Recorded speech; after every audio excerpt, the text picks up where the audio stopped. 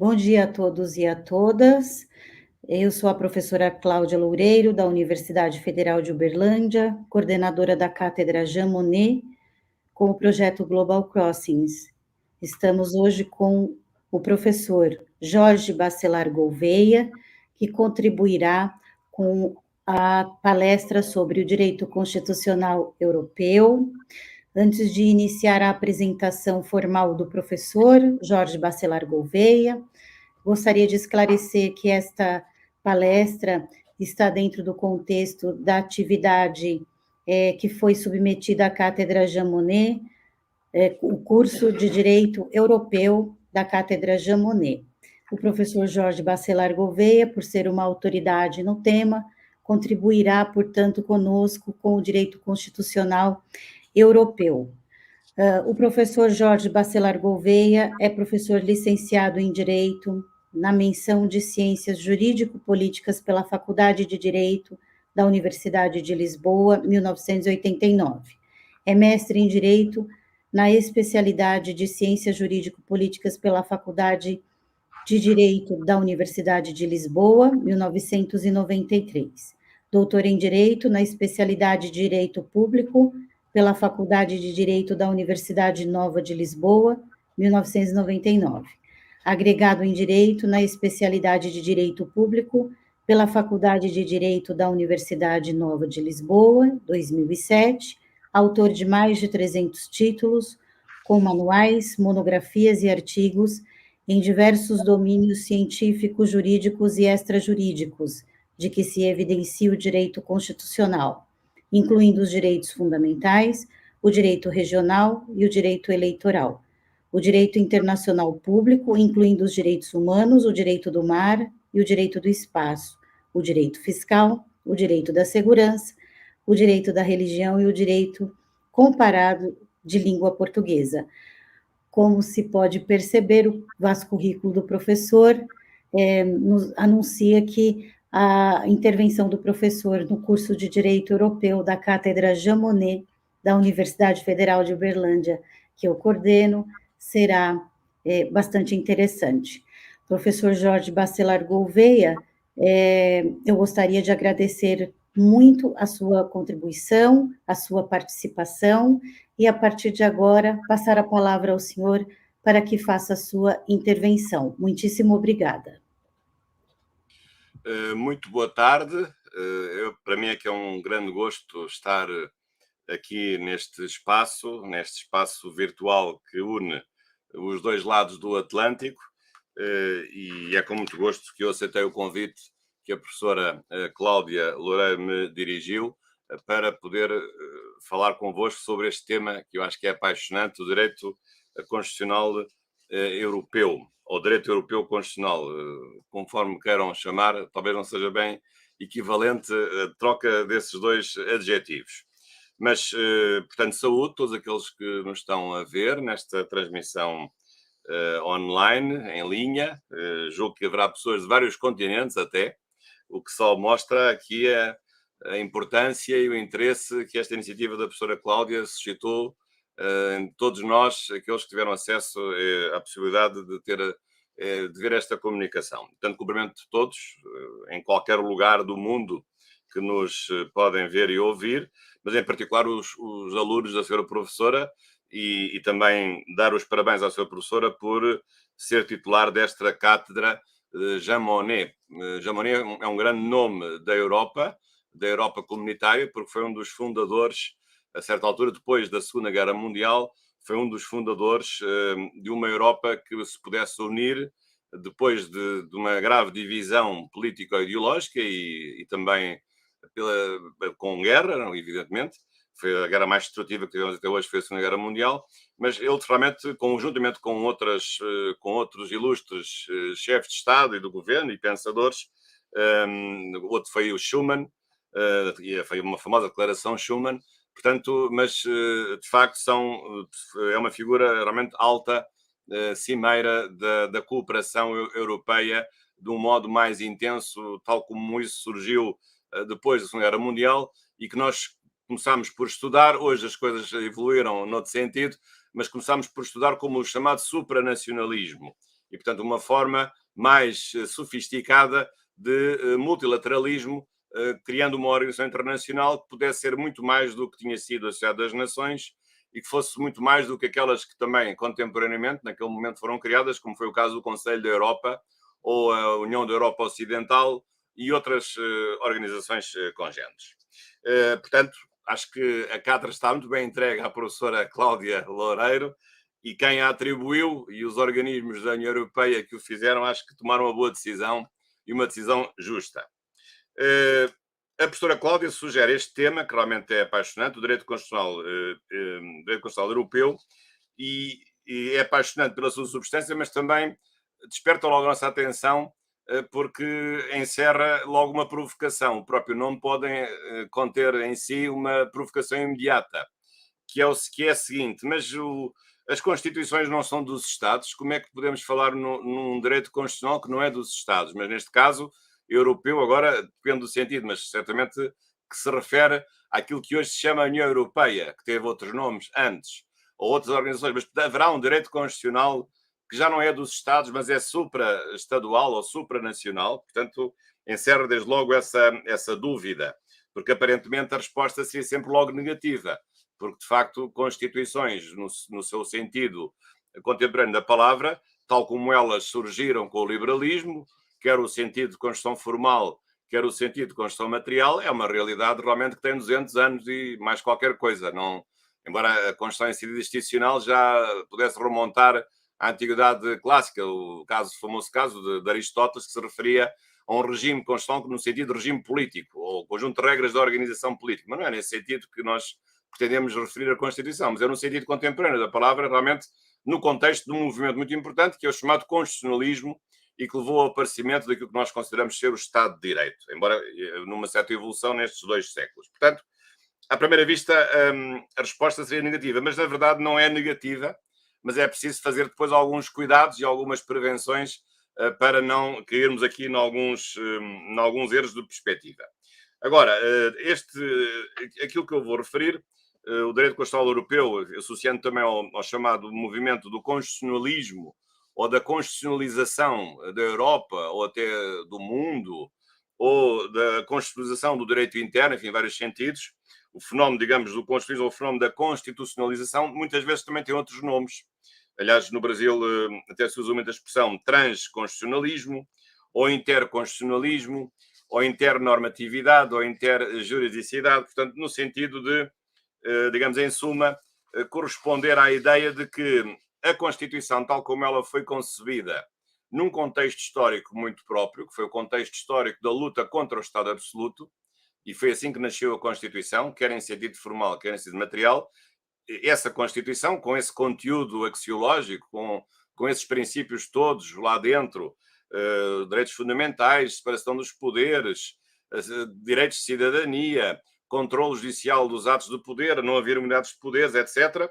Tudo isso, isto é, todo esse património que corresponde àquilo que as Constituições passaram a ser a partir do século XIX, embora depois com interrupções em países que fugiram da linha do constitucionalismo, como foram os casos das ditaduras, quer ditaduras de extrema-direita, quer ditaduras de extrema-esquerda, embora tivessem constituições esses países, mas na verdade eram constituições falsificadas, contrafeitas, porque não eram verdadeiramente constituições, porque uma constituição é um instrumento que garante a limitação do poder, não é um instrumento que serve para perpetuar um poder absoluto. Pelo contrário, a Constituição limita o poder, não agrava um poder absoluto.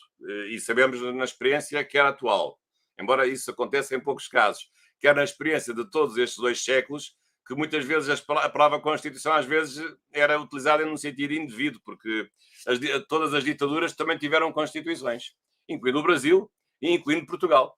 Aliás, no caso de Portugal, nós atualmente temos a 6ª Constituição, de 1976, de 2 de abril, mas Portugal até teve uma coisa curiosa, é que das 6 Constituições que nós tivemos, aquela única que foi referendada, que foi aprovada por plebiscito, por ironia do destino, foi a mais ditatorial, ou foi a não democrática ou a menos democrática de todas. Portanto, não deixa de ser realmente irónico que a nossa, digamos, a pior Constituição portuguesa, do ponto de vista da efetividade dos direitos e do ponto de vista da separação dos poderes, foi logo por azar aquela de todas as outras, em comparação com outras, que foi aprovada pelo próprio povo, claro, num plebiscito que foi falsificado, não foi um plebiscito sério, e sobretudo, aliás, com uma norma que nos dá vontade de rir, que é esta, é que o plebiscito que foi feito à Constituição de 1933, precisamente em 1933, uma Constituição feita por Salazar, as abstenções contavam como votos a favor. Portanto, quando num plebiscito as abstenções contam como votos a favor, está tudo dito em relação ao caráter democrático, como imaginam, dessa mesma realidade constitucional. Bom, mas, portanto, digamos aqui a ideia é de vos transmitir um pouco e falar um pouco deste movimento da chamada constitucionalização do direito, que tem de partir de um ponto inicial. Qual é? É o conceito de Constituição, é o movimento do chamado constitucionalismo como um movimento político, um movimento filosófico, mas também um movimento jurídico, que levou gradualmente aos Estados à adoção de constituições e a um conjunto de opções de organização interna no sentido de se tornarem Estados de direito constitucionais, ou Estados constitucionais. Portanto, foi esse o processo que nós temos vindo a assistir, com estas interrupções que eu vos referi, ao longo destes 2 séculos, e julgo que hoje, felizmente, quer em Portugal, quer no Brasil, não há nenhuma dúvida de que nós vivemos num Estado constitucional de direito, e aliás, o Brasil até recentemente comemorou o 35º aniversário da sua Constituição atual, a Constituição da República Federativa do Brasil, de 5 de outubro de 1988. E, portanto, isto significa que, quando nós falamos em direito constitucional europeu, ou em constitucionalização do direito europeu, ou até em constitucionalização de outros setores do direito, temos que saber o que é que significa constitucionalizar. O que é isso, então, constitucionalizar? Constitucionalizar é transferir, é levar connosco esses princípios, essas opções, essas técnicas, esses instrumentos que primeiro foram descobertos ou inventados pelo direito constitucional. E, portanto, aqui, de facto, como constitucionalista, digo isto com orgulho, porque há, de facto, aqui uma primazia do direito constitucional, uma precedência. Porque, de facto, termos um direito constitucional europeu, ou até termos um direito internacional constitucional, ou termos a chamada constitucionalização do direito privado, isso só é possível porque, antes de tudo isso, apareceu um fenómeno chamado Constituição e apareceu um movimento chamado constitucionalismo. E, portanto, essa realidade nasceu no âmbito dos Estados, nasceu em contextos diversos, com certeza um respaldo doutrinário, um respaldo filosófico importante, sobretudo o iluminismo do século XVIII, mas também aconteceu com muitos mártires. Há muitos mártires na história que morreram pelo constitucionalismo. Revoluções constitucionalistas, liberais e outras, democráticas, que se sucederam ao longo da história. O Brasil tem os seus mártires, Portugal tem os seus mártires, muitos países têm os seus mártires que lutaram realmente por ter um Estado constitucional de direito. Ora, mas então, se essas pessoas até morreram, algumas delas, pela luta por uma Constituição, lutando por ter um Estado de Direito, então isso significa que morreram por uma causa muito, muito justa, uma causa muito válida. Sim, é uma causa muito válida termos uma Constituição com estas verdadeiras características de reconhecer direitos fundamentais, de separar os poderes, de os tribunais estarem separados da decisão política, de haver responsabilidade pelos atos ilegais que se praticam. Aliás, a própria Declaração dos Direitos do Homem e do Cidadão, o primeiro texto da Revolução Francesa, no artigo 16, até o diz com toda a clareza. Chega mesmo ao ponto de dizer, nesse texto, sei mais ou menos de cor, de qualquer país ou qualquer Estado que não tem direitos fundamentais e onde não há separação dos poderes, esse país não tem Constituição. Portanto, no sentido de que, então, a Constituição não é apenas um nome, até não é apenas uma lei superior às outras, mas é uma lei que tem um conteúdo obrigatório, um conteúdo deveroso de dever ser, que é precisamente consagrar, pelo menos no artigo 16 desta declaração, que ainda está em vigor em França, o reconhecimento de direitos fundamentais e a separação dos poderes. Claro que hoje as coisas se sofisticaram, já não são tão simples como eram, precisamente em 26 de agosto de 1789, quando a declaração foi assinada ou foi aprovada. Hoje as coisas são mais sofisticadas, mas não deixa de ser realmente duas importantes marcas de água do constitucionalismo e de uma Constituição verdadeira em sentido material, precisamente estas duas opções de se reconhecerem direitos fundamentais e de haver a separação dos poderes. Bom, mas, portanto, quando nós agora vamos pensar à ideia da constitucionalização, temos que, o que é constitucionalizar? É precisamente tomar nota destas características que a Constituição tem e transferi-las para a realidade jurídico-política que nós queremos agora analisar. E, portanto, o foco principal, com certeza, é chegar à conclusão de que hoje, na União Europeia, que é uma entidade jurídico-política, também lá, na União Europeia, nos seus órgãos, no seu poder político, porque a União Europeia também tem um certo poder político, embora distinto do poder dos Estados que a integram, mas lá também existe, então, um pouco de Constituição, embora, de facto, a União Europeia não tenha sido criada por uma Constituição, mas existem traços, opções, que fazem lembrar precisamente as opções fundamentais que integram um Estado constitucional, que foram estas que eu acabei de referir. E, portanto, todo este movimento tem sido estudado em vários planos. Eu próprio também tenho escrito várias coisas sobre isso. Já agora também aproveito e passo a publicidade de vos recomendar quer o Manual de Direito Constitucional, que são 2 volumes de Oliveira Medina, quer também uma matéria que eu tenho tratado mais recentemente, que é precisamente o Direito Internacional Público. Portanto, são as 2 áreas que eu comecei por ser mais constitucionalista, agora também navego nestas águas do Direito Internacional Público. Mas, precisamente, no Manual de Direito Constitucional, até nesta última edição, faço um pequeno capítulo sobre isso, para mostrar que o ideal de um Estado constitucional é tão bom que ele deve ser transferido para outras latitudes, para outras órbitas. Então, quais são essas latitudes? Eu diria que há aqui uma constitucionalização interna, ad intra, e uma constitucionalização externa. Portanto, interna dentro do Estado, mas não na Constituição, porque já tem, mas abaixo da Constituição, quer para o direito público, quer para o direito privado, e depois também um movimento de constitucionalização externa, de exportação, digamos assim, entre aspas, de exportarmos as opções constitucionais para outras entidades jurídico-políticas, e uma delas é a União Europeia, ou precisamente o modo como a comunidade internacional tem vindo a organizar-se nos últimos anos também tem há uma certa ideia de constitucionalização do direito internacional, que alguns falam de constitucionalismo global ou constitucionalismo mundial. E, portanto, vou só aqui referir estes fenómenos, porque depois vou dar o foco mais no caso europeu, mas também podemos falar no chamado constitucionalismo ou na constitucionalização do direito interno. Onde é que isso é mais visível? Isso foi muito visível logo a seguir às primeiras constituições, por exemplo, no direito penal, porque em grande medida o direito penal é um direito constitucional também, devido à garantia de um conjunto de direitos no âmbito do processo penal e no âmbito da humanização das penas. Ou isso também tornou-se muito visível, por exemplo, no direito administrativo, com as garantias dos particulares ou dos cidadãos, os direitos dos administrados. Ou também no direito tributário, o facto de os contribuintes terem garantias, não poderem ser tributados de uma forma arbitrária por parte do poder fiscal do Estado. Portanto, no direito, até, digamos, a constitucionalização do direito interno público é onde o assunto tem sido mais fácil. Embora, apesar de tudo, haja certas opções que muitas vezes fazem duvidar se essa constituição é levada até ao fim. Mas também esse fenómeno, aliás, o Brasil nos últimos anos tem-se referido muito a isso, até porque tem uma vantagem que Portugal está em desvantagem nesse aspecto e noutros, mas nesse está, de ter um Código Civil muito recente, do Código Civil de 2002, enquanto Portugal ainda tem, imaginem, um Código Civil feito no tempo de Salazar. Portanto, o Código Civil tem 57 anos, mais ou menos, 58, mas tem pelo caminho uma nova Constituição, mas Portugal não fez um novo Código Civil.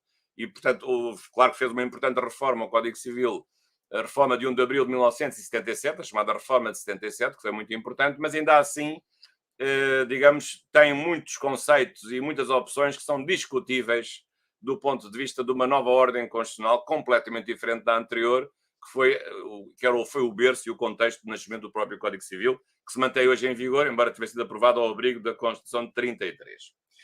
Mas, portanto, isto quer dizer que no direito privado este processo é um processo mais recente e também importante, porque o direito privado, às vezes, nós achamos que ele não é permeável aos valores e aos princípios constitucionais. Isso não é verdade. Este movimento também se chama neoconstitucionalismo. Há muitas coisas escritas sobre isso.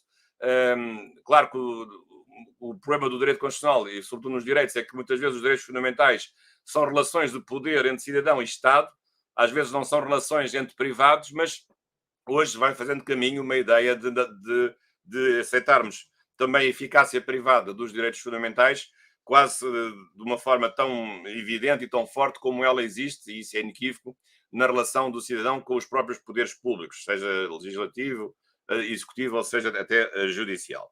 Mas, de facto, hoje, ou através de novos códigos, novas leis internas que se aprovam, que estão mais adequadas ao espírito de uma nova Constituição Democrática, ou através da interpretação de conceitos indeterminados, de cláusulas gerais, vai havendo, digamos, uma penetração progressiva do direito privado, e sobretudo do direito civil, pelos valores constitucionais e pelos direitos fundamentais dos cidadãos. Esse processo também chamamos de constitucionalização do direito privado. Às vezes o processo não é fácil, há às vezes a ideia, sobretudo nos privatistas, de que o direito constitucional não serve para nada porque o direito civil já existe há 2000 anos, que já vem desde os romanos. É verdade que vem desde os romanos, mas o mundo mudou muito em 2000 anos, como nós sabemos, e portanto não me parece realmente muito adequado negligenciar a importância do direito constitucional em relação àquilo que ele pode dar de novidade e de garantias para viver numa sociedade de Estado de Direito Democrático. Mas, portanto, quando falamos em constitucionalização, também podemos fazê-lo ao nível interno, quer a constituição do direito público interno, quer a constituição do direito público, do direito privado interno. Agora, claro que onde as coisas também são importantes e onde tem havido, aliás, vários escritos, é na matéria do direito externo, o direito supranacional, se quisermos chamar assim. Eu aqui talvez distinguisse, então, o direito internacional público clássico e o direito da União Europeia, o direito comunitário. No próprio direito internacional público, embora seja um direito que não é tão forte do ponto de vista da captação e da retenção de parcelas da soberania dos Estados, mas hoje no direito internacional público também falamos, com grande facilidade, também falamos numa constitucionalização do direito internacional. Até se pode falar que há um direito internacional constitucional, em vários sentidos. Aliás, muitos autores dizem que, por exemplo, a Carta das Nações Unidas, sendo as Nações Unidas a organização mais importante que há no mundo e que tem poderes efetivos, sobretudo controle do uso da força, muitos dizem que a Carta das Nações Unidas é uma Constituição mundial. Já vi muitos artigos escritos nesses termos, e até propondo isso. Mas, portanto, então onde é que está esta constitucionalização do direito internacional? Então, onde está este direito internacional constitucional, ou direito constitucional internacional? Que não é bem a mesma coisa, mas agora use indistintamente as duas palavras na sua ordem. Está precisamente no facto de também hoje o direito internacional, quer na relação dos sujeitos entre si, quer na construção das instituições jurídico-internacionais, ter sido premiado, ter sido, digamos, insuflado pelos princípios e pelos valores constitucionais.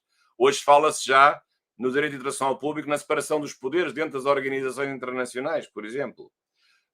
Para já não falar na questão dos direitos humanos, isso é evidente, que foi logo uma construção a seguir à Segunda Guerra Mundial, o seu estabelecimento através de sistemas próprios de proteção dos direitos humanos.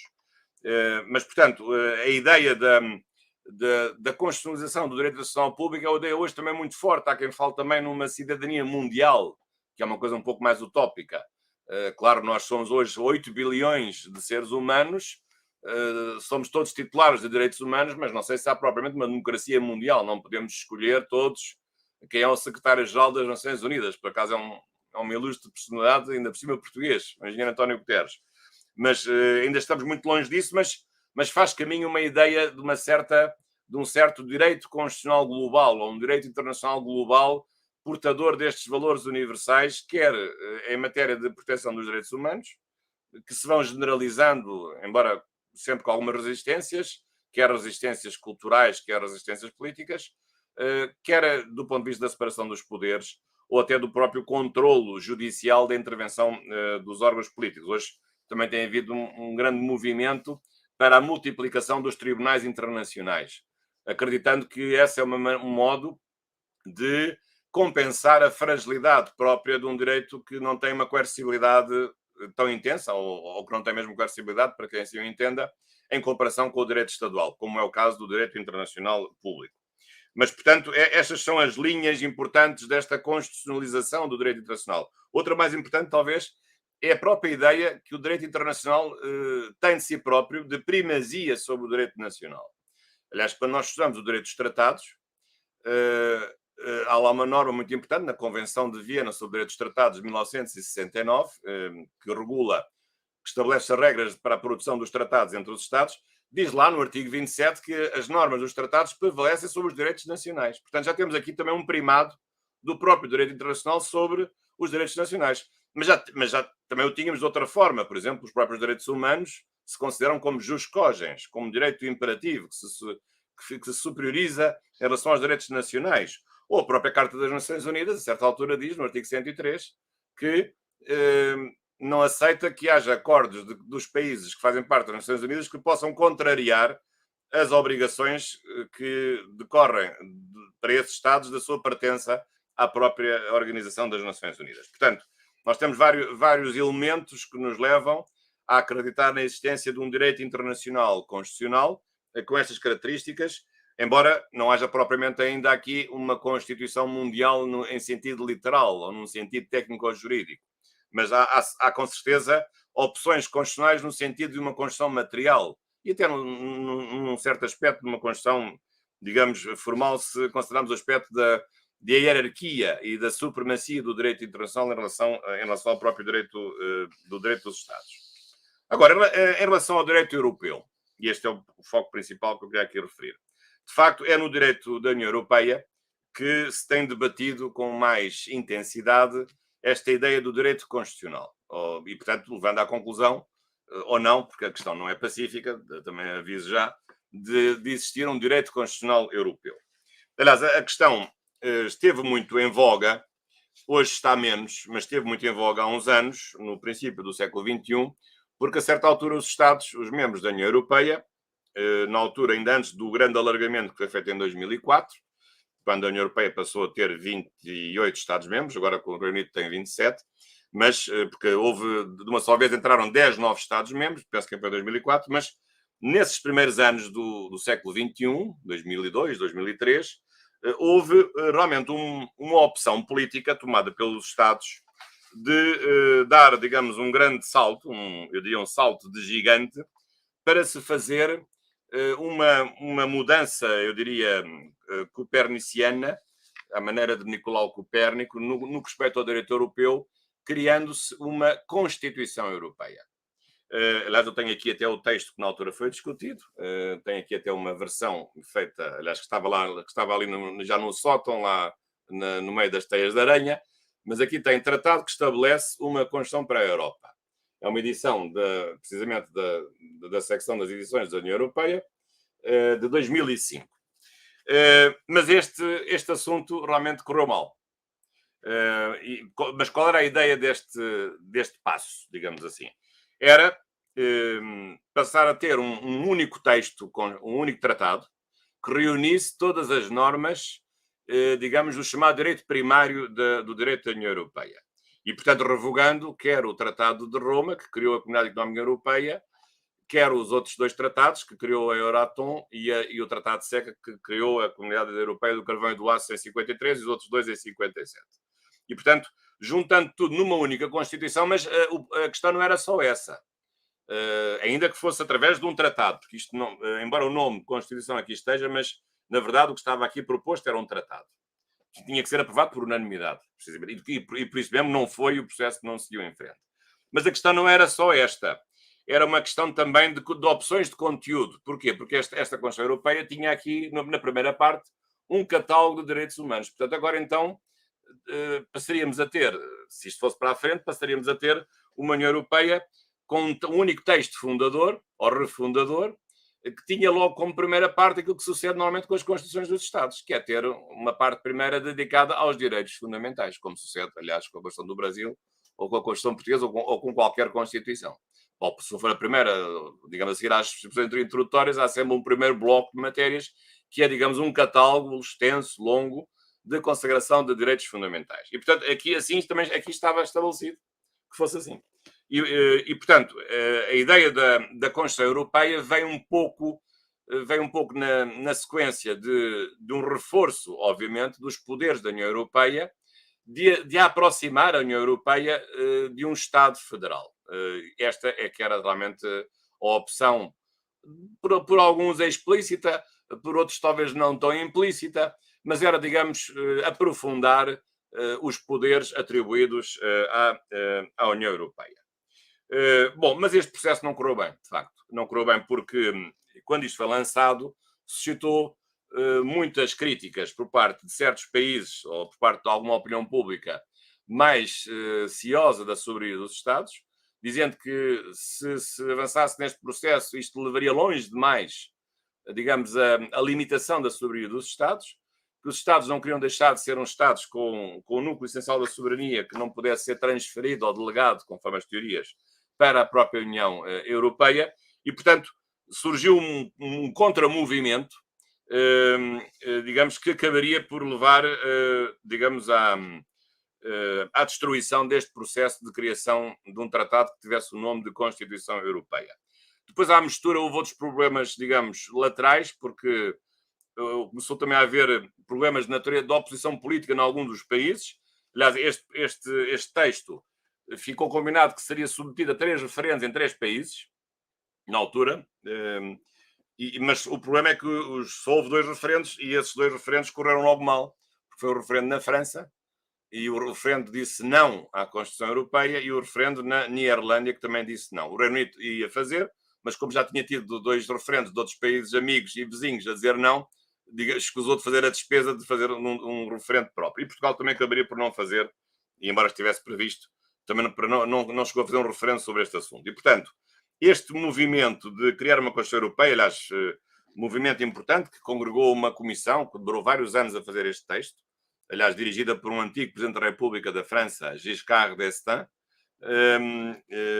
digamos, e aliás, numa Assembleia que se autodenominou de Convenção Europeia, enfim, fazendo lembrar um pouco a Convenção da Primeira República Francesa, enfim, não sei se essa aproximação é assim muito, não sei se é assim, enfim, abonatória, porque realmente a primeira Convenção Francesa foi de um regime de ditadura, não foi bem um regime de democracia, mas no sentido de, no fundo, de haver já aqui um espírito constituinte europeu, como a Convenção de Filadélfia nos Estados Unidos, em Filadélfia, que levou à criação da Constituição Federal em 1787, e então agora também haveria aqui, portanto, 2003, 2004, 2005, então também uma reunião de especialistas indicados pelos vários governos e pelo Parlamento Europeu para se reunirem para fazer então uma deliberação que pudesse criar então a tal Constituição para a Europa. Bom, mas o processo, digamos, abortou à nascença, não foi possível, mas isso não impediu que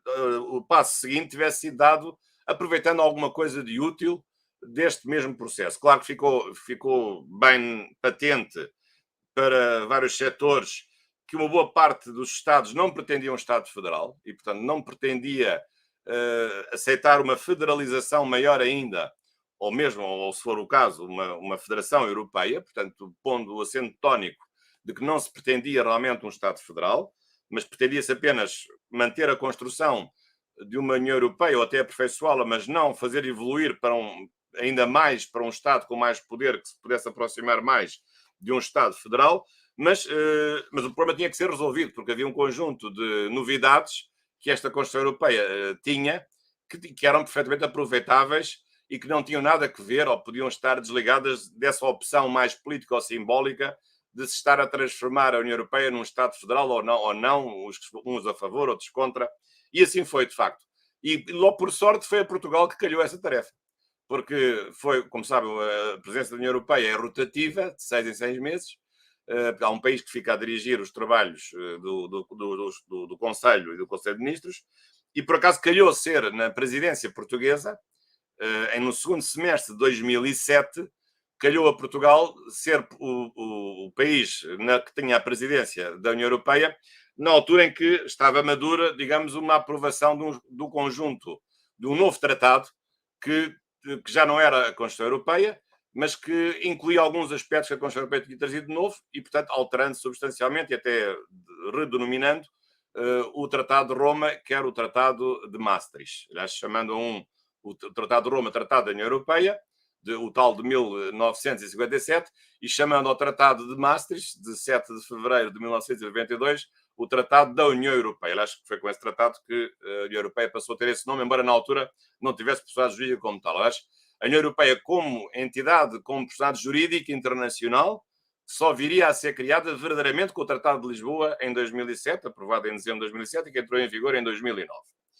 Mas, portanto, havia coisas que, apesar de tudo, era necessário aprovar e eram úteis a aprovar e podiam ser aprovadas sem se discutir o problema de mais ou menos federalismo para a União Europeia. E, portanto, então o que é que aconteceu? Com o Tratado de Lisboa, de facto, o Tratado de Lisboa veio a ser aprovado, esse, sem nenhuma dúvida, não houve referendos, tem aqui agora a versão atual, é esta, dos tratados consolidados, portanto a grande vantagem é, de facto, dos tratados, e começa aqui a importância já aqui esta segunda coisa, Carta dos Direitos Fundamentais da União Europeia. Ora, aqui está aquilo que era a primeira parte da Constituição para a Europa, passou também a tornar-se direito vinculativo primário do direito da União Europeia, não já dentro dos dois tratados, mas em anexo a um dos tratados e tendo eficácia vinculativa, porque antes já tinha havido uma declaração no Conselho de Nice, uma Carta Europeia de Direitos Fundamentais, apenas com valor político, mas foi importante, em 2001. Mas agora, com o Tratado de Lisboa, a partir de 2009, de sua vigência, a Carta passa a ter um valor vinculativo. Claro que não em todos os Estados aceitaram isso. Houve 3 Estados que se opuseram. O Reino Unido, a Polónia e a República Checa. Mas a esmagadora maioria dos países aceitou que esta Carta de Direitos Fundamentais, que é igualzinha àquilo que estava escrito na primeira parte da Constituição Europeia, pudesse vigorar como digamos, texto vinculativo, embora não inserido no articulado de cada um dos dois tratados principais, que é o Tratado da União Europeia, o Tratado de Funcionamento da União Europeia, portanto, o antigo Tratado de Roma, que era o Tratado da União Europeia, precisamente o Tratado de Maastricht, com dois nomes que agora passaram a ter, digamos, respectivamente. Portanto, este foi um aspecto importante. Portanto, este é um sinal de uma constitucionalização forte do direito da União Europeia. Portanto, passar a ter uma Carta de Direitos Fundamentais também que se aplica aos órgãos do poder político da União Europeia e que limita os seus poderes e que reconhece aos cidadãos europeus que têm direitos não só em relação aos Estados, porque esses já tinham através das suas constituições, mas também em relação aos órgãos da União Europeia, e que esses órgãos podem também violar os seus próprios direitos fundamentais, porque há uma parcela importante que foi transferida, tem sido transferida, aliás, progressivamente, para os órgãos da União Europeia. Mas, portanto, este foi uma importante conquista aqui deste Tratado de Lisboa, que veio tornar vinculativa a Carta, que era apenas um texto meramente recomendatório, ou um texto de natureza política. E houve outras questões. Outra questão importante é a questão do primado do direito da União Europeia, porque essa questão, que aliás na Constituição da União Europeia estava expressamente assumido, digamos, preto no branco, que devia ser assim. Com o Tratado de Lisboa deixou de estar esse primado, deixou de ser referido expressamente, mas há lá uma linha que remete para a jurisprudência do Tribunal Constitucional, como sabem, do Tribunal da Justiça da União Europeia. O princípio do primado é uma ideia que é lógica, aliás, e até esse ponto é óbvia, mas que foi deduzida de várias decisões do Tribunal de Justiça da União Europeia nos anos 60 e 70, e, portanto, hoje é considerado um princípio muito importante, o chamado princípio do primado da União Europeia sobre os direitos nacionais e mesmo sobre os direitos dos Estados e até sobre os direitos constitucionais dos Estados. O que é uma coisa, digamos, problemática do ponto de vista, às vezes, da sua compatibilização com as constituições nacionais. Mas isso também é uma matéria que, não ficando aqui expressamente reconhecido, há pelo menos uma alusão implícita depois num texto em anexo, num parecer dos serviços jurídicos da União Europeia, a dizer que, afinal, que os Estados-membros reconhecem que há uma ideia de primado. Não era preciso dizer, porque esse primado já foi deduzido e foi afirmado variedíssimas vezes por parte do Tribunal de Justiça da própria União Europeia. E a partir desta altura, portanto, do princípio do século XXI, que começam realmente a aparecer muitos livros com o título Direito Constitucional da União Europeia ou Direito Constitucional Europeu, ou se começa a falar nesta tal ideia da constitucionalização do direito europeu. E porquê? Claro que esta ideia começou com uma grande força porque se estaria para ser aprovado até um tratado que tinha precisamente um nome, como aqui está, o nome Constituição para a Europa, não é? Esta era a ideia inicial. Isto não foi para a frente, mas não quer dizer que não tivessem ficado opções que são verdadeiramente opções de uma Constituição, mas agora aplicadas e transferidas numa organização internacional ou numa entidade, como é o caso da União Europeia. Portanto, não obstante o facto de a Constituição Europeia não ter sido aprovada, não quer dizer, o processo, digamos, de constitucionalização do direito europeu não terminou, ele mantém-se, ele até se tem aprofundado. E isso significa que, como eu vos disse há pouco, também não se reduz ao problema dos direitos fundamentais. E aí até a conquista foi bastante clara, porque o Tratado de Lisboa tornou vinculativa uma carta de direitos fundamentais que a própria União Europeia não tinha. Aliás, as pessoas às vezes confundem, e aproveito para frisar esse ponto, não me levem a mal, mas nós na Europa já tínhamos uma carta de direitos humanos, mas não era na União Europeia, era numa outra organização, aliás, anterior, 2 anos antes da própria SECA, que foi criada em 53, ou 3 anos antes, que se chama, que está viva e importante hoje, que é o Conselho da Europa, que não se confunde com a União Europeia. O Conselho da Europa tem 46 Estados-membros, agora saiu a Rússia, mas abrange todos os países da Europa e parte dos países da Ásia. Da Ásia, pelo menos aqui mais ocidental. Não é só o Conselho da Europa, tem um pouco da Ásia. Tinha a Rússia que saiu, embora a Rússia seja em parte asiática e em parte europeia. Mas tem alguns países que são mesmo na Ásia, o caso do Azerbaijão, por exemplo, ou o caso da Arménia ou da Geórgia.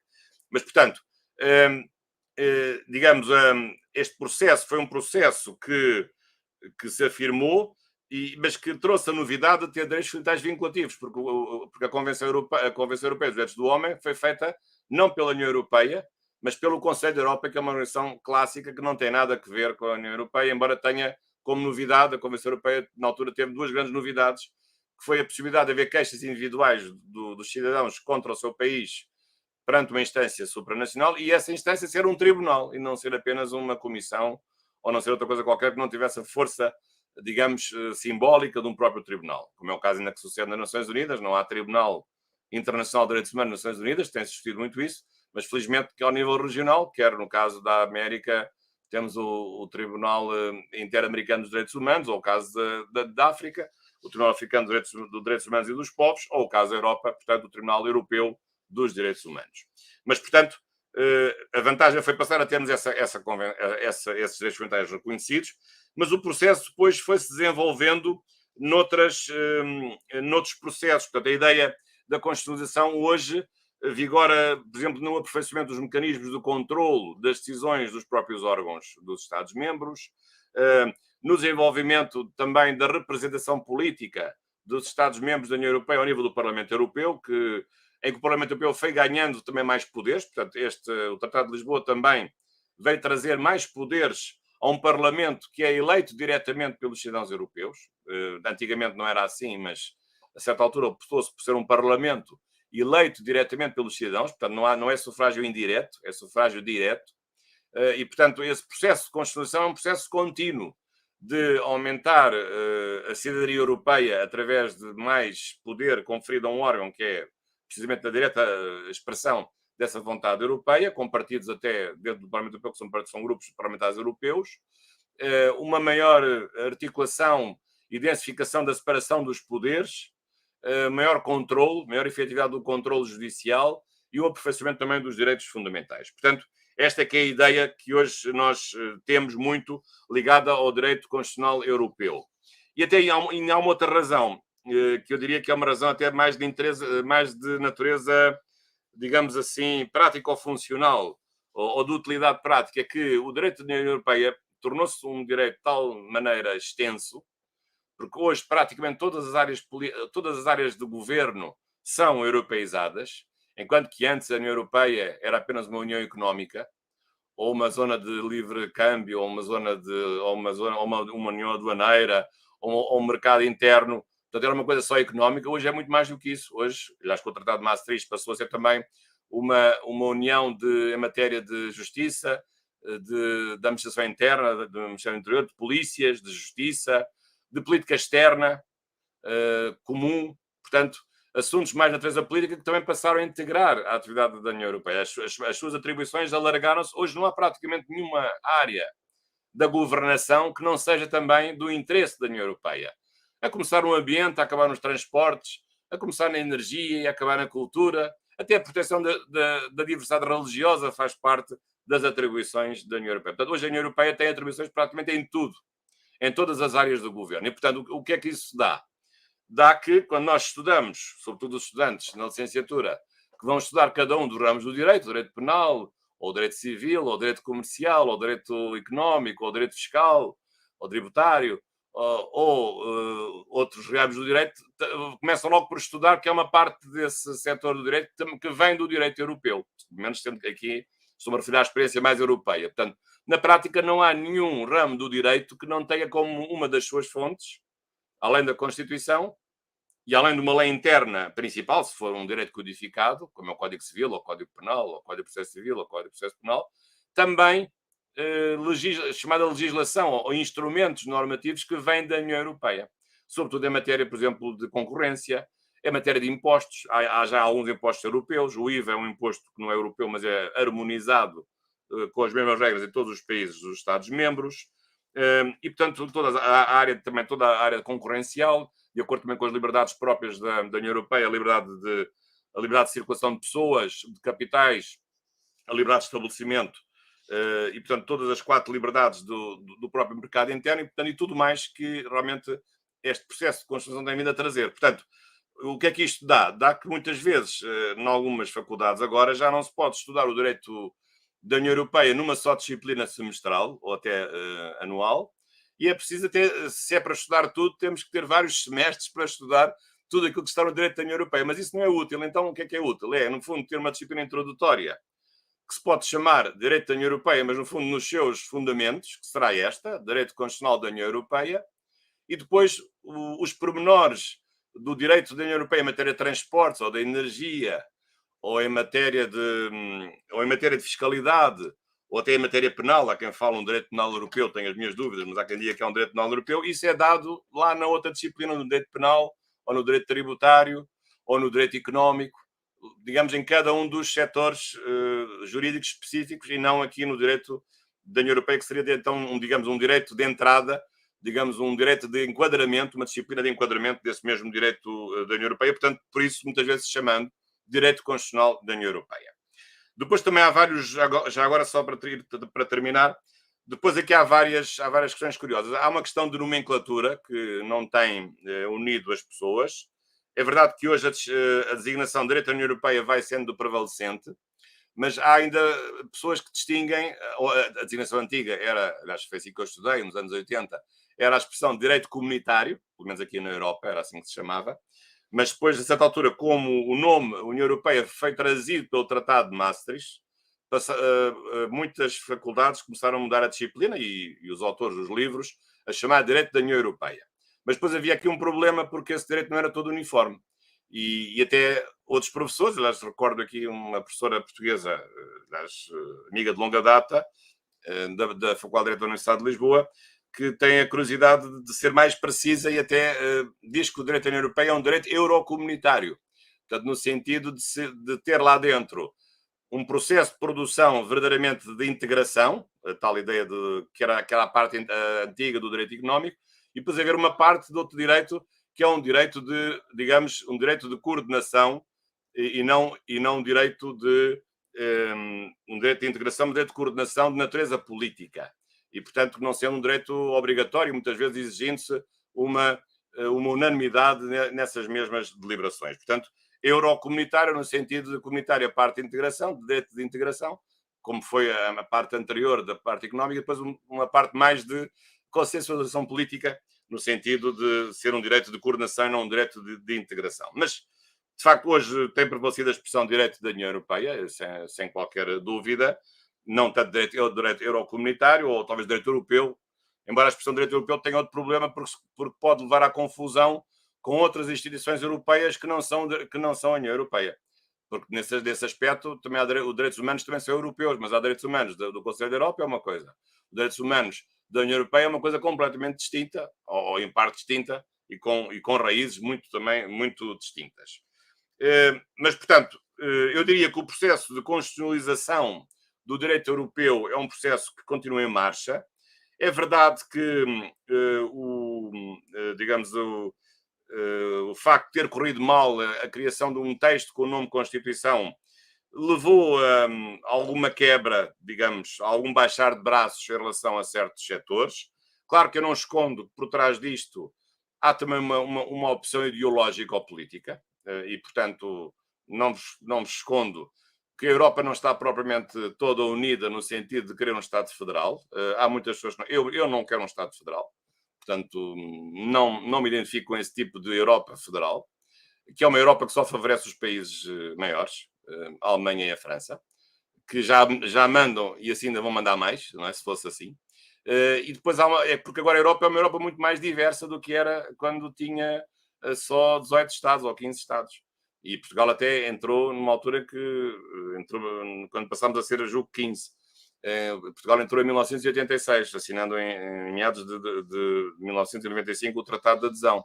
E, portanto, a Europa hoje tem países muito pequenos, desenvolvidos, o caso de Malta, o caso de Chipre, mas depois tem também países intermédios, é o caso de Portugal, ou o caso, por exemplo, da Hungria, ou o caso da Bulgária, mas depois tem grandes países, como é o caso, ou a Irlanda, como países médios, depois tem os grandes países.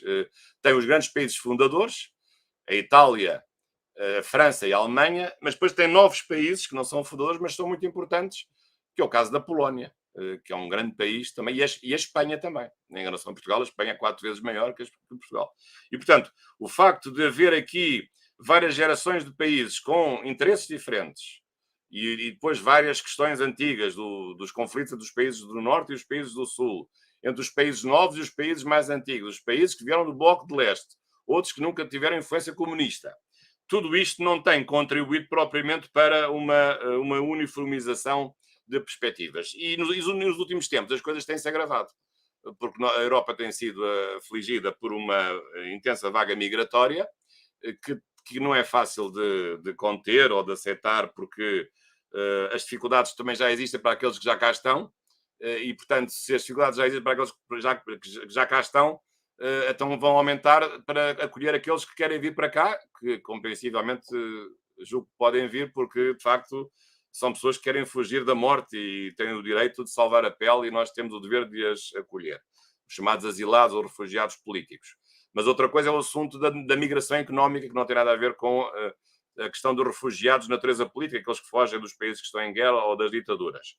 Que o assunto da migração económica é um assunto completamente diferente desse. Mas é um assunto que se mistura facilmente um com o outro, e de facto tem havido nos últimos tempos vários problemas, tem havido vários partidos na Europa que têm vindo a aumentar as suas votações, precisamente que são a expressão da vontade daqueles que acham que a Europa se está a tornar demasiado vulnerável à entrada de vagas de migração que podem pôr em causa a própria identidade europeia ou a identidade dos países que existem, como é o caso das minorias religiosas que se instalam nos países, ou as minorias culturais, ou as minorias linguísticas, e, portanto, isso não tem sido um processo fácil, reconheço, e é um processo complexo. Portanto, e depois, entretanto, também, realmente temos tido várias dificuldades, porque houve a crise do subprime, 2008, 2009, 2010. No caso de Portugal, depois a seguir tivemos uma situação de pré-bancarrota. Agora temos o problema da Ucrânia, e agora também de Israel, pelos vistos, embora apesar de tudo com menos impacto na Europa. E, portanto, temos aqui uma série de dificuldades e, portanto, penso que essa ideia de aumentar os poderes no sentido de uma federalização maior da União Europeia, penso que, por várias razões, vai sendo difícil, e até porque os novos Estados-membros, alguns deles, têm pretendido marcar a diferença, como é o caso, por exemplo, da Hungria e da Polónia, e têm batido o pé a certas decisões que entendem que não têm que aceitar e que são uma manifestação da superioridade cultural ou da Alemanha ou da França. E depois, ainda por cima, com a saída do Reino Unido, a União Europeia ficou muito mais enfraquecida, porque o Reino Unido era um país que equilibrava muito as diversas tendências, isto é, quer centrípetas, quer centrífugas. Era um país que nunca foi muito europeísta, mas é uma grande economia, um grande país, com 60 milhões, e é um país, digamos, de uma grande mundividência, e realmente a sua saída acho que debilitou consideravelmente a União Europeia do ponto de vista da sua capacidade de intervenção, independentemente da questão de saber se é um Estado federal ou não é, e portanto é com pena que podemos assistir a esse processo, de saída num referendo ganho à tangente do Reino Unido. Para terminar mesmo, mas afinal, então, o que é a União Europeia? Qual é, digamos, a sua natureza jurídica? Que é sempre um tema curioso. Eu às vezes a brincar uso a expressão de que a União Europeia é um OVNI, é um objeto político não identificado, para fazer aqui a homologia ao OVNI, que é o objeto voador não identificado. Já que agora se fala muito nos OVNIs, eu não acredito nos OVNIs, mas dizem que há. Eu ainda não vi nenhum. Quando me mostrarem um, eu passo a acreditar. Mas a União Europeia é um OVNI, portanto é um objeto político não identificado. Porquê? Porque a União Europeia tem passado por várias naturezas. Começou por ser, obviamente, uma organização internacional, a tal organização de segunda geração que nós chamamos supranacional, em que já não é precisa unanimidade e em que o direito produzido por ela própria pode automaticamente integrar-se e produzir efeitos nas ordens jurídicas internas dos Estados. Mas depois a verdade é que começaram a aparecer novos instrumentos e novas instituições em relação às quais a qualificação de direito supranacional ou de organização supranacional já não chega.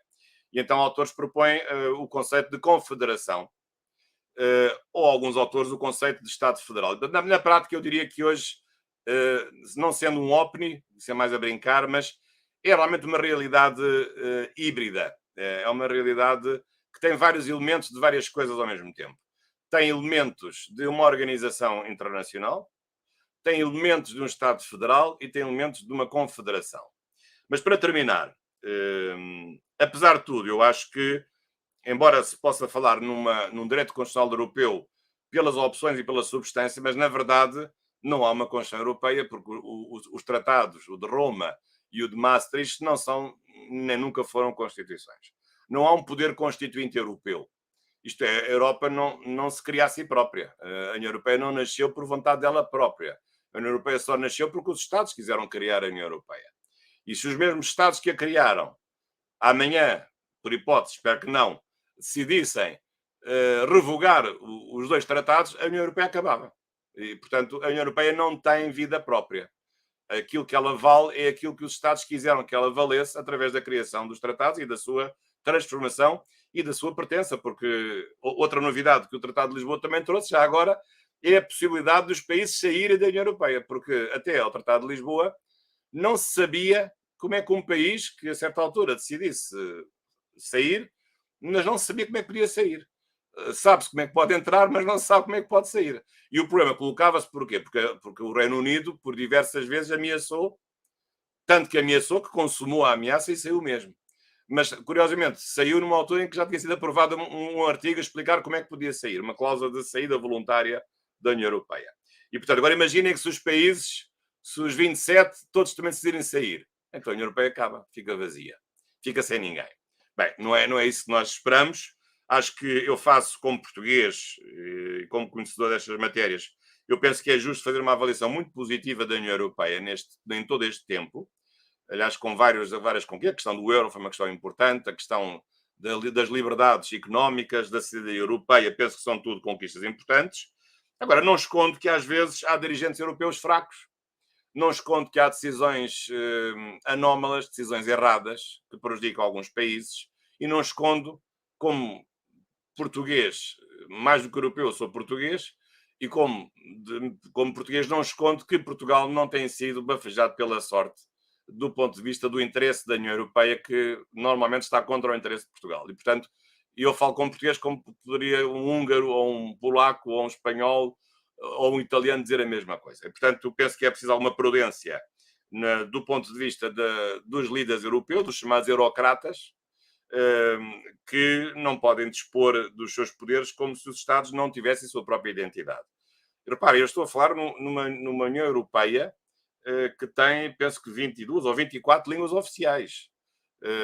Nós, às vezes, sobretudo os brasileiros, têm a ideia de que a Europa é uma coisa única, unitária. Não é nada único. Acho que a América Latina é muito mais unitária do que a Europa. Porquê? Vamos lá ver, é fácil. Quais são as línguas que há na América Latina? Há duas, o espanhol e o português. Quantas línguas é que há na Europa? Há 22 ou 24 oficiais, pelo menos, e depois há dialetos. Religiões. Quantas religiões é que há na América Latina? Qual é a religião dominante, digamos assim, com o devido respeito pelas minorias? É o cristianismo ou o catolicismo. Quais são as religiões dominantes na Europa? Metade católicos, metade protestantes. Portanto, não há propriamente um domínio de uma única religião. Do ponto de vista da cultura, da origem dos povos, é a maior diversidade possível. No caso da América Latina, devido aos descobrimentos portugueses e espanhóis, há uma origem muito mais unitária e muito mais determinada através dos processos de colonização, aliás, com as suas luzes e com as suas sombras. Portanto, esta ideia, digamos, de que há uma Europa unida, isso eu não acredito muito nisso, porque eu acho que isso não é bem assim. Claro que há valores humanistas que nos unem, com certeza, que há, em torno dos direitos humanos, mas eu sinto muito mais próximo de um brasileiro do que de um espanhol, ou do que de um francês, ou de um alemão, ou do que de um italiano. Embora eu goste muito desses países, e essa que é a dura realidade que às vezes os eurocratas de Bruxelas não querem perceber. Isso não tem nada de. Não sou contra a União Europeia, votaria sempre na existência da União Europeia e que Portugal pertencesse à União Europeia, mas às vezes acho que há excessos que devem ser moderados, até aliás a benefício de todos, e para que precisamente os países mais refratários a um certo tipo de integração também possam compreender e possam ter o seu próprio espaço. E depois há outro problema aqui é que as decisões da União Europeia são tomadas não já por unanimidades, mas por maiorias de Estados, maiorias em número e maioria em população. E, portanto, os países maiores, o caso, sobretudo, a Itália, com 60 milhões, a França 65 milhões e a Alemanha com 80 milhões, a Alemanha é o maior país da Europa com 80 milhões, maior em população, em território é a França, mas estes três países podem logo corresponder a metade, logo quase a metade dos cidadãos europeus. Mas os interesses da Alemanha, da França e da Itália não são propriamente coincidentes com os interesses de todos os outros Estados-membros. E, em certos aspectos, são até interesses contraditórios. E, portanto, penso que é interessante estudar o processo da Constituição Europeia, que teve este falhanço com a não aprovação da Constituição Europeia. A ideia do constitucionalismo europeu existe, mantém-se, tem-se desenvolvido, sobretudo em áreas mais na parte do direito económico. Noutras áreas, nas áreas mais políticas, é mais difícil. Nunca se conseguiu fazer um exército europeu, por exemplo. A questão também da política externa, com a guerra da Ucrânia, que até agora tinha unido os países, agora começa a desunir, porque há vários países que já começam a não ir muito para um apoio mais explícito à União Europeia, para além da questão da imigração, em que há vários países que não apoiam a política migratória da União Europeia e que se opõem em alguns países do norte da Europa, o caso da Itália também, com a nova primeira-ministra Giorgia Meloni, embora ela agora tenha numa última intervenção tivesse moderado um pouco as coisas, mas não tem a mesma ideia tão favorável à migração como tem outros países da União Europeia, até porque a Itália, de todos os países, é aquele que mais sofre, porque é aquele que está mais a sul, a Grécia e a Itália, mas a Itália é um país mais desenvolvido que a Grécia, e, portanto, os imigrantes querem chegar à Itália, não querem chegar à Grécia nem à França. E, portanto, também compreende-se a posição dela, porque ela tem o país mais a sul da Europa e que é o país mais atingido, se é que me posso exprimir nestes termos, pela migração ilegal, é onde as pessoas muitas vezes morrem. Mas o Papa Francisco, e bem, tem chamado a atenção para o flagelo da migração, dizendo que o Mediterrâneo é o maior cemitério do mundo, e é verdade, realmente, navegar no Mediterrâneo, muitas pessoas morrem, que são enganadas, ludibriadas por traficantes que vendem bilhetes em barcos que não têm quaisquer condições de navegabilidade e morrem, digamos, afogadas no Mediterrâneo. Isso é tudo muito triste. Acho que os Estados têm que cooperar com os países de origem para evitar que as pessoas, desde logo, morram e estabelecer condições em que possa haver uma migração razoável, porque nós também precisamos precisamente de migrantes. Aliás, o próprio Portugal foi um país de migrantes, o próprio Brasil se construiu com migrantes e a migração é necessária. Não há aqui nenhum intuito de purificação nem da raça, nem da religião, nem da cultura. Acho que é necessário ter imigrantes, mas que sejam também, que queiram também aceitar as regras dos países de destino e que não se isolem e que não se auto-excluam dessa convivência coletiva, como muitas vezes também sucede com certos grupos de imigrantes e onde muitas vezes também há mais criminalidade e mais exclusão. Bom, mas portanto, aqui tem um panorama no que respeita ao direito constitucional europeu. Eu agora não ia aqui falar muito das várias instituições europeias, portanto há um conjunto depois de instituições, há um Parlamento Europeu, há um Conselho de Ministros conforme as áreas, há um Conselho Europeu que reúne chefes de Estado e de Governo, há uma Comissão Europeia, que é um órgão executivo mais de natureza técnica, que, digamos, que gera a máquina administrativa da União Europeia, mas, de facto, hoje o processo legislativo europeu é um processo mais complexo. A União Europeia pode produzir atos de natureza legislativa, embora por acaso nunca tenha nunca se tenha atribuído o nome de leis, os regulamentos, as diretivas e outras decisões, e tem também um tribunal próprio, o Tribunal de Justiça da União Europeia. Aliás, agora havendo um tribunal até de primeira instância, houve uma multiplicação dos tribunais com sede no Luxemburgo. Mas, de facto, tem havido uma consolidação de todos estes organismos, mas há desafios novos e há também algumas dúvidas no horizonte em relação a levar mais por diante ou aprofundar esta mesma constitucionalização do direito europeu, que é um tema sempre importante. É um tema que, sobretudo para mim, como constitucionalista, é revelador do bom que foi termos constituições. Que boa ideia aquela de se ter inventado uma Constituição contemporânea, quer uma Constituição formal, quer uma Constituição material. Afinal, isso que foi inventado ou foi descoberto pelos Estados há 200 anos, então continua a ter validade agora até ao nível de uma organização supranacional, como é o caso do direito da União Europeia.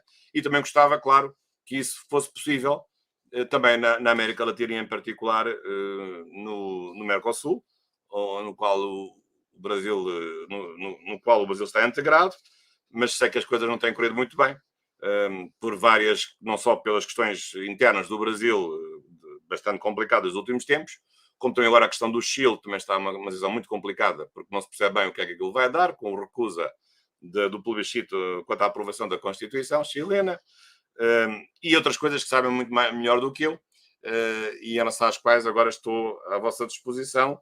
E agradecer muito à professora Cláudia por esta oportunidade de também me permitir aqui estudar ou recordar coisas que eu já estudei, eu tenho estudado, e agora fico ao vosso dispor. Penso que haverá um tempo de debate, não sei se é isso que está combinado. Eu, da minha parte, estou aqui à vossa disposição para responder às perguntas que entendam por bem formular-me. E muito obrigado e parabéns também à professora Cláudia por levar por diante esta missão de ser titular da Cátedra Jean Monnet, aliás, pessoa cuja memória invoco como sendo um grande fundador da União Europeia. Muito obrigado. Muito obrigada, professor Dr. Jorge Bacelar Gouveia, por essa magnífica conferência que proferiu sobre a União Europeia, um grande constitucionalista, sem dúvida nenhuma, pela fala, não fica dúvida nenhuma a respeito do seu conhecimento sobre esse tema. Eu sou uma pessoa um pouco mais do lado da utopia. Eu acredito que a sua fala contribuiu muito para colocar diversas reflexões que eu tenho, dúvidas, questionamentos e inquietações no lugar, né? Cada coisa no seu lugar, como um grande constitucionalista é capaz de fazer. Por essa razão, eu agradeço muito a sua contribuição. Eu tenho diversas reflexões que me vieram à mente durante a sua fala. Não teríamos tempo hoje, professor, de abordar todas elas. Algumas me chamaram mais atenção, eu vou focar nessas, apenas para efeito de estabelecer um diálogo com o professor, que lembra muito bem, né, a questão do direito civil, da constitucionalização do direito privado no Brasil, e nós tivemos um movimento fortíssimo aqui do direito civil constitucional, não é? Que foi extremamente importante para uma mudança de paradigma, principalmente pós-Constituição de 88, para adaptar, não é, o Código Civil, nosso Código Civil anterior de 1916, àqueles parâmetros democráticos instaurados pela Constituição de 88 no nosso país. Fico grata por essa lembrança, porque lecionei Direito Civil muitos anos no Brasil, né? E foi realmente um foco da minha disciplina, era o Direito Civil Constitucional.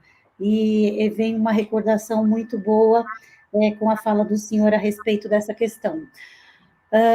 Uma outra questão que eu venho propondo com a Cátedra Jean Monnet, que fico muito honrada por ter sido agraciada, né, com essa honraria, é buscar sinergias entre a União Europeia e o sistema interamericano, em que pese todas as questões polêmicas e complexas levantadas muito bem pelo senhor em relação à União Europeia, se nós pudéssemos estabelecer alguma sinergia, uma comparação e usar a União Europeia como um modelo, nós temos um sistema interamericano que é um sistema diferente, interestatal, mas muito menos desenvolvido no que diz respeito à participação popular. Eu acho que a União Europeia, eu penso que a União Europeia ganha muito com essa questão da participação popular. Me chamou a atenção quando o senhor mencionou especificamente a questão, faz referência às teses que existem em relação ao constitucionalismo global, e também quando o senhor pontua a questão problemática da cidadania global, não é?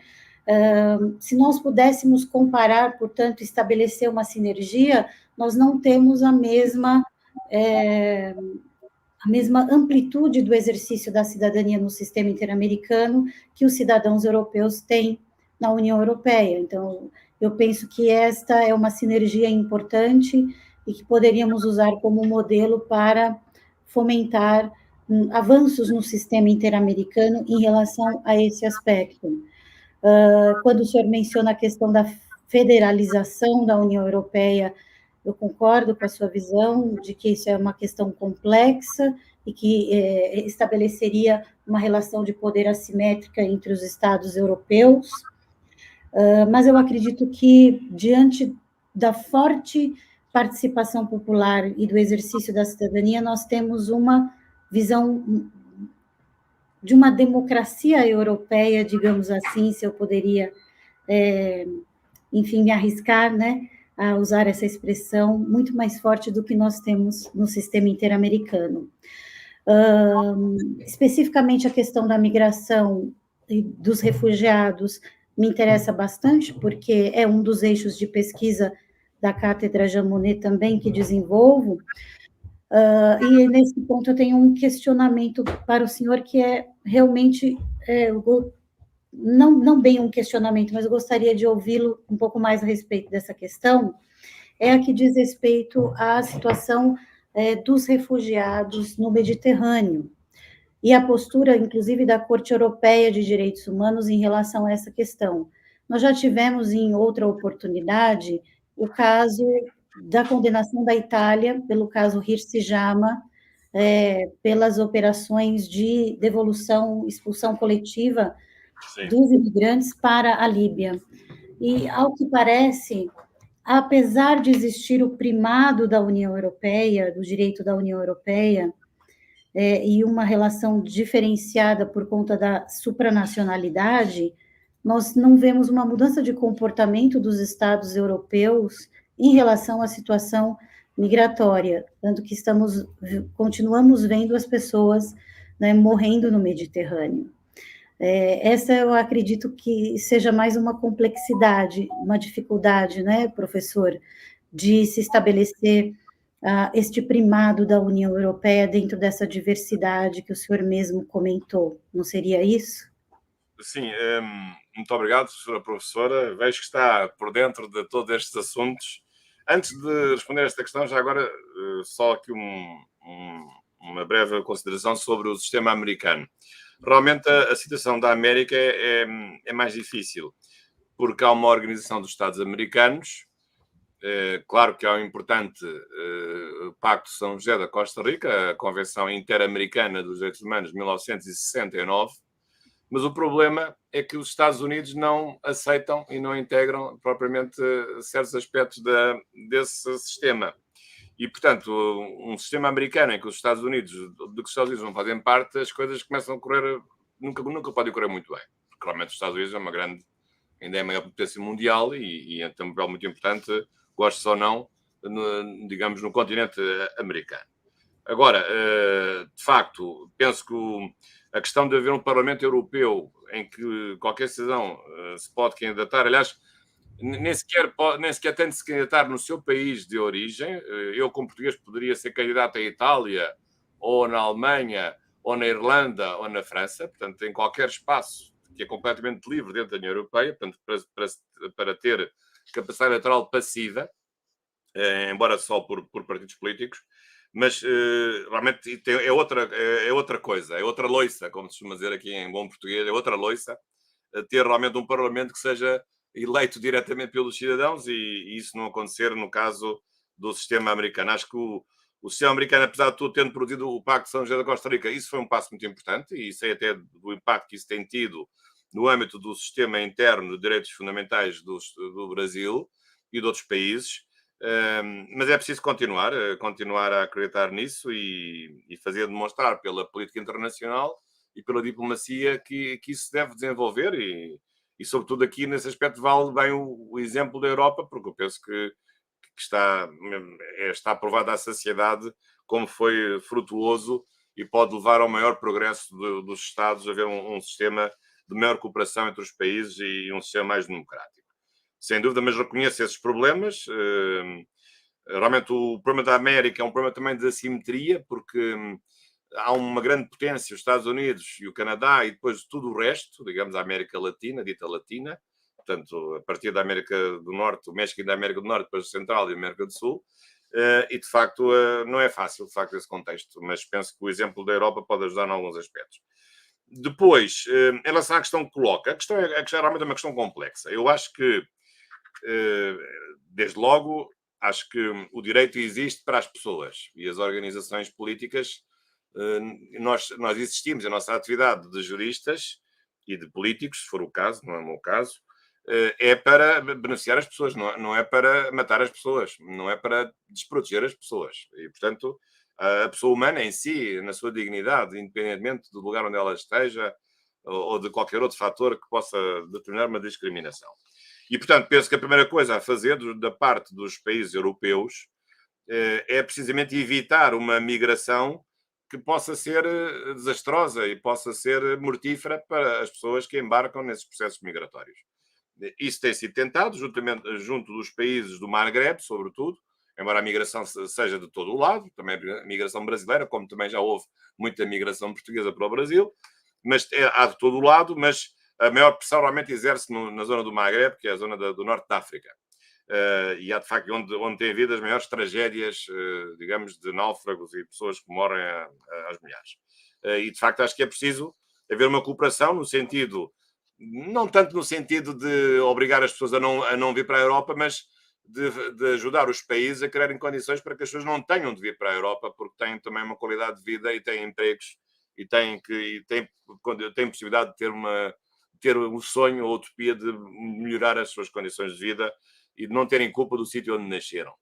Penso que acho que isso é uma questão política que tem sido muito referida, não tem sido muito bem exitosa, digamos assim, por várias razões, porque isso implica dinheiro, desde logo, também interesses geopolíticos, há uma grande instabilidade também na região, porque depois há um problema também, há também um conflito entre civilizações, entre uma civilização, digamos, cristã, que é a Europa, uma Europa cristã, e um Maghreb muçulmano, islâmico. Portanto, há várias questões aí realmente que não são fáceis de resolver. E para além também de um certo ressentimento pós-colonialista, sobretudo por parte dos países do Maghreb em relação à Europa, sobretudo em relação à França. Sobretudo em relação à França. Portanto, essa é uma primeira linha. A outra linha, de facto, é a distinção que nós temos vindo a fazer entre os direitos dos refugiados políticos e os direitos dos estrangeiros, ou dos migrantes estrangeiros que não são refugiados. Quanto aos refugiados, o problema não se coloca muito, porque, aliás, a Constituição Portuguesa é até exemplo disso. As Constituições reconhecem, aliás, há uma Convenção Internacional das Nações Unidas, a Convenção de Proteção do Refugiado Político. Qualquer pessoa que fuja do seu país por lá ser perseguida ou por haver terroristas, ser perseguida por lutar pelo Estado de Direito, pela liberdade, pela democracia, tem o direito de entrar noutro país e tem o dever que esse país a proteja. Isto é uma coisa. Agora, não há um direito à migração. A migração económica não há provavelmente um direito à migração. Mas o problema é que a migração existe e exerce em variedíssimas circunstâncias. E, portanto, acho que a União Europeia há vários sistemas, há países que querem, na União Europeia, o estabelecimento de umas cotas, isto é, de distribuir os migrantes pelos vários países conforme as capacidades de cada um dos países para não sobrecarregar aqueles países que estão mais ao sul em relação a outros, que ficariam, digamos, aliviados, entre aspas, de nunca terem esses fluxos migratórios. Portanto, tem havido várias questões, várias políticas, enfim, difíceis depois de executar. Em relação à questão que coloca concretamente, Claro que mesmo os migrantes também têm direitos, como é óbvio. Claro que os refugiados políticos têm uma maior garantia do que têm os outros migrantes, mas os migrantes que entram num território também tem que haver o reconhecimento das suas condições de poderem migrar dentro da legalidade estabelecida. Aliás, há essa convenção e há vários direitos. Um deles é, por exemplo, a proibição da expulsão coletiva de estrangeiros, a proibição do refoulement. É uma das regras, aliás, introduzida na Convenção Europeia dos Direitos Humanos, num dos protocolos adicionais. E, portanto, aliás, agora a Itália até neste momento está confrontada com um problema que até já nem é de primado do direito da União Europeia ou do direito do Conselho da Europa sobre o direito dos Estados. Porque, digamos, o governo italiano recentemente aprovou uma legislação mais restritiva, dizendo que só aceitava imigrantes se houvesse uma caução, digamos, complexificando o processo e as pessoas ficando detidas durante vários meses ou até um ano e tal. E isso já foi declarado ilegal e inconstitucional por um juiz em Itália em relação a uma situação concreta. Mas o problema é levar as pessoas ao tribunal. Muitas vezes os migrantes nem sequer têm documentos, nem sequer falam a língua do país para onde vão, mas quem é que os vai proteger? Quem é que lhes confere a primeira ajuda? Tem de haver ali uma ONG que pudesse arranjar uns advogados, uns defensores públicos que pudessem ajudar nesses processos. E vai havendo, mas não é fácil isso acontecer. Mas, digamos, essas pessoas não estão totalmente desprotegidas, porque as pessoas têm o direito também de a sua situação ser reconhecida e dentro, digamos, de um ponto de vista também de evitar uma catástrofe humanitária. Mas, realmente, o primado existe, isso não está em causa, quer o primado dos direitos humanos da Convenção Europeia. A União Europeia, em matéria de direitos de imigração, é mais refratária a definir uma política mais incisiva, porque depois também há aqui um problema mais complicado, porque os países que aceitam os imigrantes querem também dinheiro, por parte dos países que vão receber, digamos, os países que têm dinheiro não querem imigrantes, não é? E os países que vão receber os imigrantes não têm dinheiro. E, portanto, temos aqui também um jogo que é preciso jogar, que não é fácil, e é um jogo, digamos, do dia-a-dia, as guerras multiplicam-se, agora mais a guerra do Israel, já havia a guerra da Ucrânia, embora já muitos ucranianos tivessem já emigrado antes da guerra para os países ocidentais, no caso de Portugal tem muitos ucranianos, mas isso agravou-se, esse processo agravou-se. E depois houve a Primavera Árabe, depois as coisas correram mal no Maghreb, sabemos disso, as coisas não correram bem, os países voltaram a ser ditaduras, e isso depois tem implicado novas vagas, sucessivas vagas de migração. Mas, portanto, digamos, a questão migratória tem sido estudada, muitas vezes há um preconceito de associar a criminalidade aos migrantes, o que não é verdade. A migração não, digamos, não há uma conexão, digamos, imediatista entre a criminalidade e a imigração. Os crimes não são cometidos por imigrantes, embora às vezes isso aconteça, como é óbvio, mas também acontece com os outros que não são migrantes. O problema é, digamos, aceitar-se uma imigração, digamos assim, regulamentada, uma imigração regulamentada para proteger as duas partes, para proteger o Estado, para não receber um número indiscriminado de pessoas a quem depois não possa dar trabalho, por exemplo, e também as próprias pessoas terem a garantia de, ao chegarem ao país, terem condições para lá viverem e não serem deportadas ou não sofrerem coisas piores do que isso. E, portanto, essa tem sido a linha, é de uma preocupação, de uma regulamentação dos fluxos migratórios, mas não propriamente proibir os fluxos migratórios. Apesar de tudo, o Brasil e Portugal está aqui numa condição diferente, porque temos relações muito mais estreitas e temos tratados que protegem de uma forma especial os fluxos migratórios. E, aliás, agora o recente acordo que foi aprovado, o acordo de mobilidade no âmbito da CPLP, que dá maior facilidade digamos, de transferência e de migração entre os vários cidadãos dos países de língua portuguesa.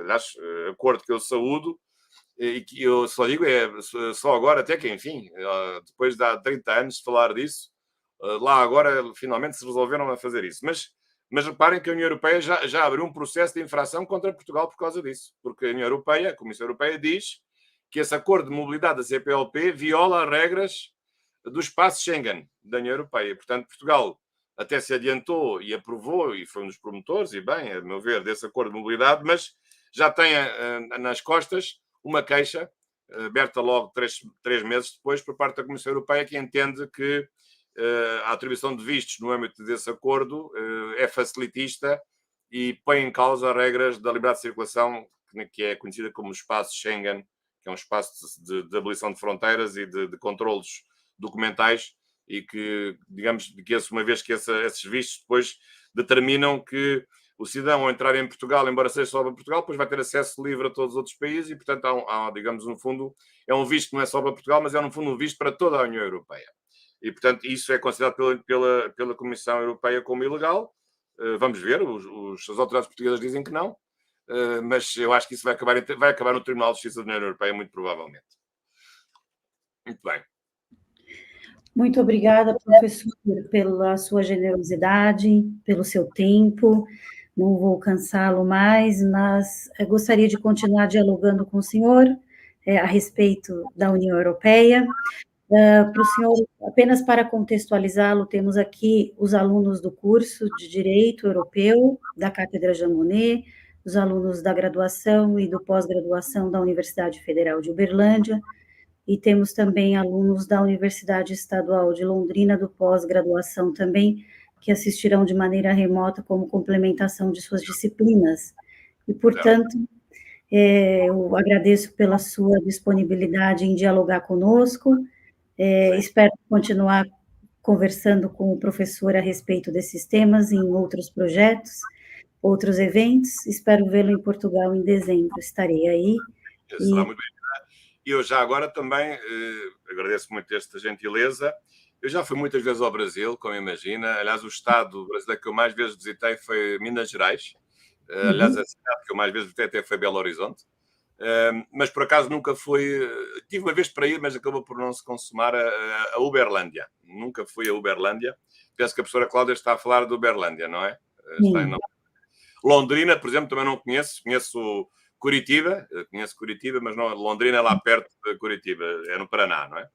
Mas, portanto, tenho todo o gosto, quando se proporcionar, também da próxima vez ser uma coisa com contacto, digamos assim, visual, com presença física e não apenas virtual, mas também saúdo todos os estudantes. Eu aqui não estou a ver os estudantes, com pena, só vejo a professora Cláudia, mas não vejo mais ninguém. Até podia arranjar aqui uma janela para eu ver assim, não sei, mas não deve dar para ver tanta gente, não é? Mas pronto, mas imagino que sejam dezenas ou centenas de alunos e peço que estudem. O direito é muito interessante, estas matérias são ainda mais interessantes. Ninguém nasce ensinado, é preciso que haja esforço. E, portanto, a mensagem que eu vos deixo é não sejam preguiçosos, estudem. Estudar é sempre saber coisas novas, é muito importante estudar. Muito obrigada, professor. Já está convidado a nos visitar em 2024 na Universidade Federal de Uberlândia. Será um prazer recebê-lo. Os nossos alunos se sentirão honrados com toda certeza. Nos falamos. Na sequência, vou agradecer a audiência, a participação e terminar a transmissão. Bom almoço, para mim já estou a meio da tarde. Aqui neste momento são 15 horas e 33 minutos. São mais 4 horas do que no Brasil, julgo que. Sim. Obrigada pelo seu tempo.